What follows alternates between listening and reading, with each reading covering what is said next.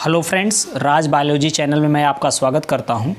आज हम एक संकर संकरण के द्वारा मेंडल ने क्या निष्कर्ष दिए थे इस पर अध्ययन करेंगे। मेंडल ने जो पहला निष्कर्ष निकाला था, मेंडल महोदय ने, वो था कारक जोड़े में होते हैं, अर्थात चाहे वो समयुग्मजी प्रभावी के रूप में हो, चाहे समयुग्मजी अप्रभावी के रूप में हो और चाहे विषम युग्मजी अवस्था में हो, इनके जीन जो होते हैं वो जोड़े के रूप में पाए जाते हैं। इस तरह से आप देख सकते हैं कि ये जीन प्रभावी गुण के लिए है और समयुग्मजी अवस्था में है, तो ये जोड़े के रूप में ये भी है। ये समयुग्मजी अप्रभावी है, ये भी जोड़े के रूप में है। यह विषम युग्मजी एक अप्रभावी जीन है और एक प्रभावी जीन है। तो इस तरह से इनका पहला निष्कर्ष था कि जो लक्षण होते हैं उनके लिए जो जीन जिम्मेदार होते हैं वो जोड़े के रूप में पाए जाते हैं। दूसरा जो इन्होंने निष्कर्ष निकाला था वो था प्रभावी लक्षण और अप्रभावी लक्षण। प्रभावी लक्षण और अप्रभावी लक्षण, इसमें इन्होंने क्या किया था कि दो विपरीत गुणों वाले पौधों के बीच में संकरण कराया था। तो विपरीत गुणों के संकरण के लिए इन्होंने एक ले लिया लाल पुष्प, इसका संकरण कराया सफ़ेद पुष्प से। ये दो विपरीत गुण वाले हो गए पौधे, ये हो गया इनका फिनोटाइप।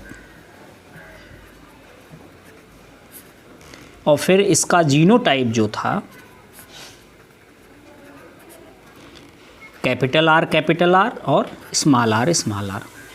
इसका जब इन्होंने संकरण कराया तो प्रथम पीढ़ी में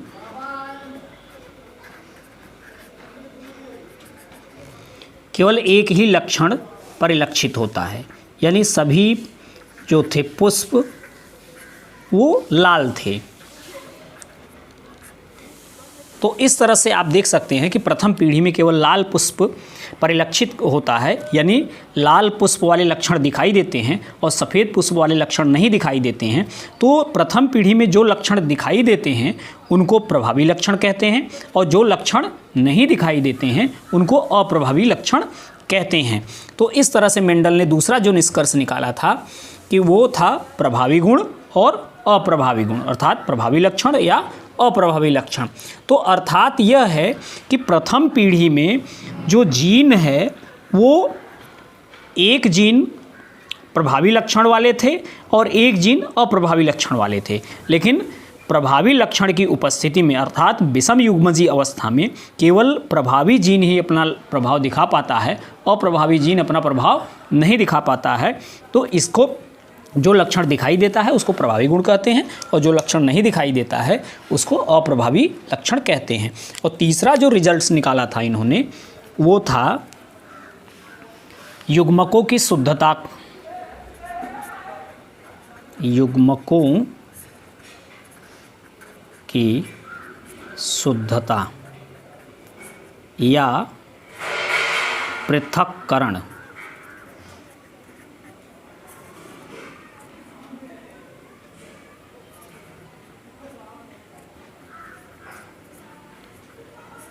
इसमें इन्होंने बताया कि युग्मक निर्माण के समय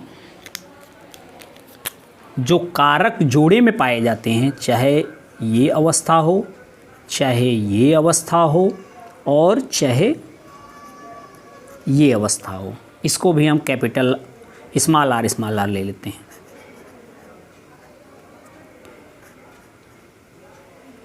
अर्थात चाहे होमोजाइगस हो प्रभावी और चाहे होमोजाइगस अप्रभावी हो और चाहे हेट्रोजाइगस हो, यानी समयुग्मजी प्रभावी, समयुग्मजी अप्रभावी और विषम युग्मजी हो।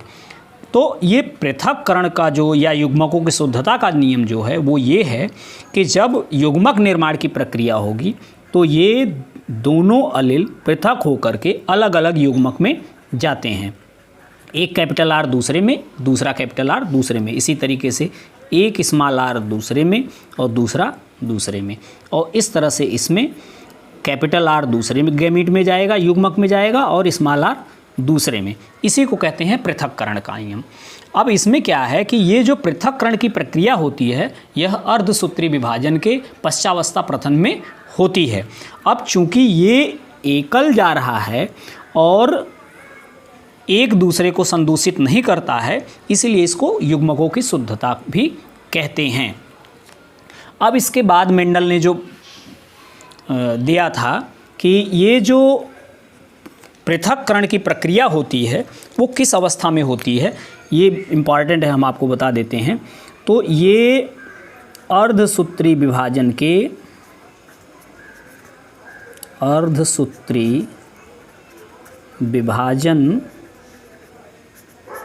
के पश्चावस्था प्रथम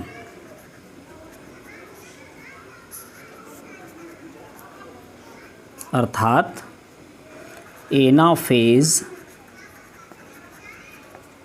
फर्स्ट ऑफ मियोसिस डिवीज़न,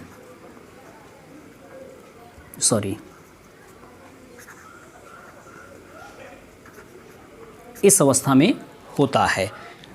और पांचवी इम्पॉर्टेंट चीज़ क्या है कि मेंडल का जो प्रथम नियम है अर्थात पृथक्करण का नियम या विसंयोजन का नियम, पृथक्करण या विसंयोजन का नियम